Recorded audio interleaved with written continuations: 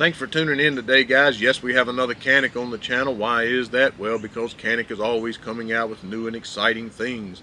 What we have here for you today is the Canik MC9. This is an all FDE, of course, as you can see, and it does come chambered in 9mm. It does have two magazines, one 12, one 15 rounder, and that is standard in the packaging. The MC9 supports an overall length of 6.1 inches and a width of just 1.12 inches, a height of 4.52 with the magazine inserted, a barrel length of 3.18 inches, and an unloaded weight of just a very mere 21.2 ounces. The MC9 comes optic ready, as you can see, and it does 100% co-witness with my Holosun 507 here. We'll talk a little more about that in just a minute. Each Mete MC9, as you're accustomed with Canik, does come with a hard case. It also includes, as I mentioned, the two magazines. It does have a inside the waistband holster, 3 different size, small, medium, large back straps, a toolkit, punch, speed loader, pinky rest for your 12-round magazine, a cleaning kit. Comes with a bunch of goodies as you're accustomed with Canik. The MC9, as you can see here, in all FDE, also is offered in an all black and a two-tone with a black slide and an FDE lower. So now that we have all of the pertinent information out of the way, let me just tell you what my thoughts are, Gene's thoughts on this gun. And again, please try to remember this is just my opinion. Trey and I both said this is nothing more than a TP9 Elite SC. Well, after holding this gun, I can tell you that nothing could be further from the truth. I have the TP9 SC here, and we will do a comparison video on that, but I will say that where you notice the biggest difference is not the fact that the MC9 is a little bit shorter, but the fact of just how much thinner the MC9 is. That's where it really comes home with the MC9 and the overall weight, of course. So it is a very much smaller and carryable, concealable firearm, and it's nothing like the SC at all. So why are there thousands of guns in gun stores all over the nation?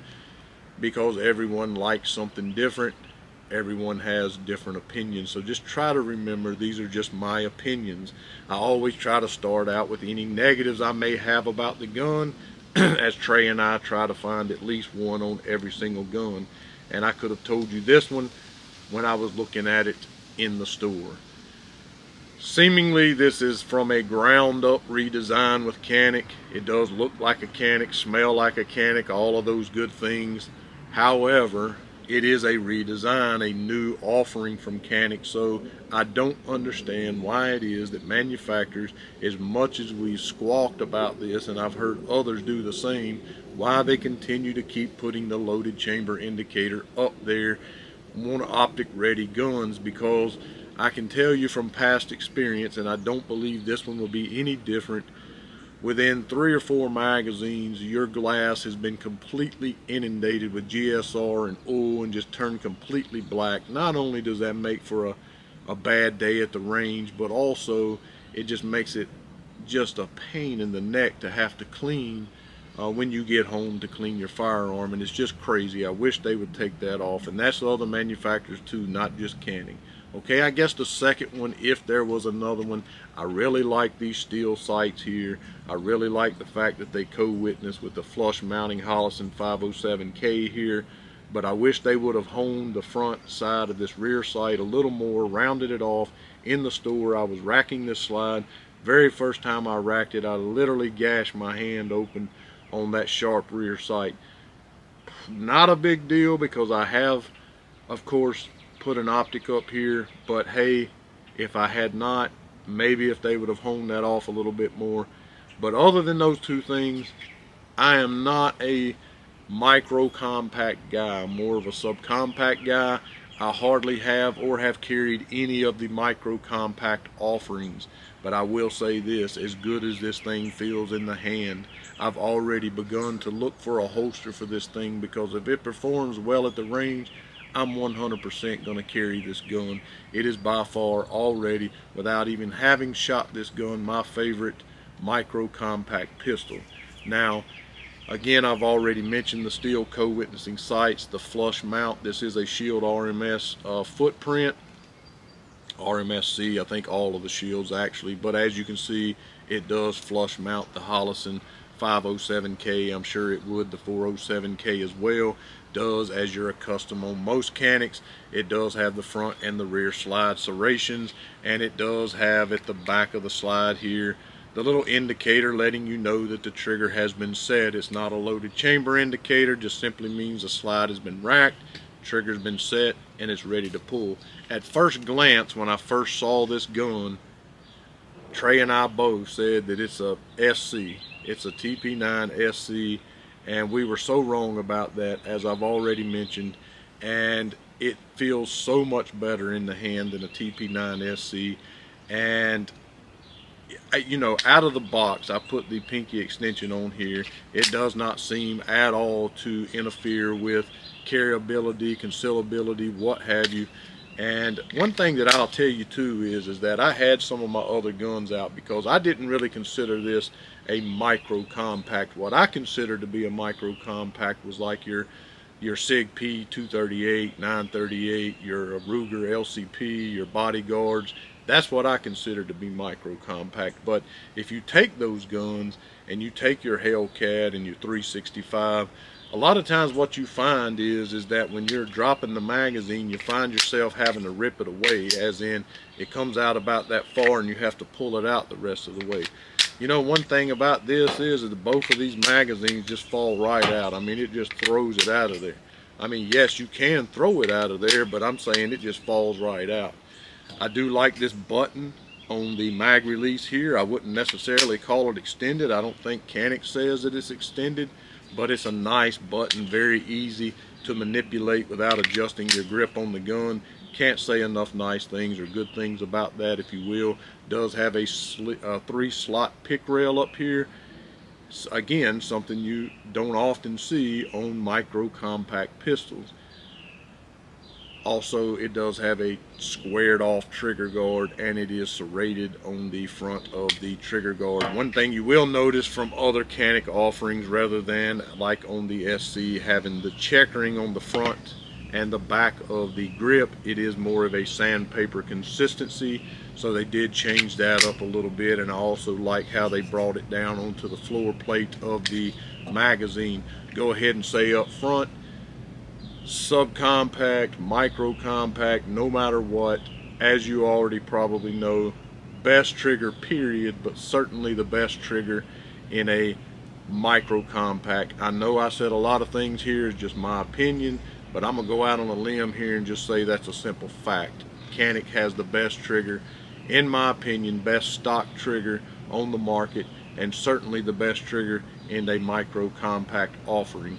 Okay, so of course, like I said, always comes with plenty of goodies.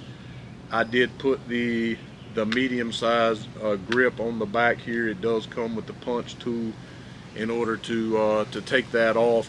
And I will say that I was kind of being unfair because I said that it was really not a micro compact. Again, I considered a 938, 238, things of that nature a more compact, if you will. But when I did a little bit of research, and I found out that unlike CZ and H&K and some of your Sig Sauer, some of your other foreign gun manufacturers who have a presence here in the United States, where maybe they even manufacture some things here in the United States, Canik does not. So they import their guns or firearms through Century Arms, and because of that, there is a lot of restrictions in barrel length, sight setups, and weights and things like that in order to be able to get this imported into the United States. So, of course, they haven't yet made something as small as, say, the P938 or something like that, but I am very impressed, and I take back what I said about it not being a micro compact because of what they have to go through to get this thing approved to be here. I am very impressed with what they were able to do to be able to make that happen. Again, 12 and 15 round options here, and that too is another impressive thing about it, because you don't get that in your 43s, your 48s, your Hellcats, your 365s. You know, I think the 365, if you get the extended magazine, or maybe it's factory, I can't remember, maybe it's stock, 12 rounds the best you get, and you certainly are not getting 15 round. And with that magazine in there, you do have this open spot here at the back, and you can of course feel that, but holding it, I don't think it's going to matter out at the range. I really don't. And again, you don't get that offering in some of your other micro compact offerings. I just absolutely love this gun. I will say, if it performs flawlessly at the range and is accurate like most Caniks are, it will be by far my favorite Canik. I can tell you that right out the gate. Be my favorite, probably the only micro compact that I'll ever carry. And again, it does have the, I don't know if I mentioned the big white front dot sight there. Very easy to pick up. And man, I just love when a gun will co-witness without having to change the sights. Big thumbs up for that. And another thing is, you don't often see micro compacts where you can change the back straps, but you can on this one. So I tried to make this video as short and sweet as possible, because we are planning to get this to the range in the next several days from now. And if it ain't already up, it may already be up. But also make sure that you go and follow us on Rumble. We're kind of putting our stuff over onto that platform, as well as keeping the YouTube, of course, because they're less restrictive over there. Hit the link here at the bottom of the page to make sure that you go over to the Rumble. Hit that thumbs up on the video. Be sure you follow us over there. Also, make sure you hit the thumbs up here, share it, turn on your alerts so you know when we put up the range video, and make sure that you subscribe. That is the most important thing you can do.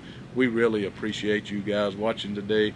God bless. If you have any questions, please comment in the comment section. We get back with everyone. We love to communicate with you guys. Again, have a very blessed day.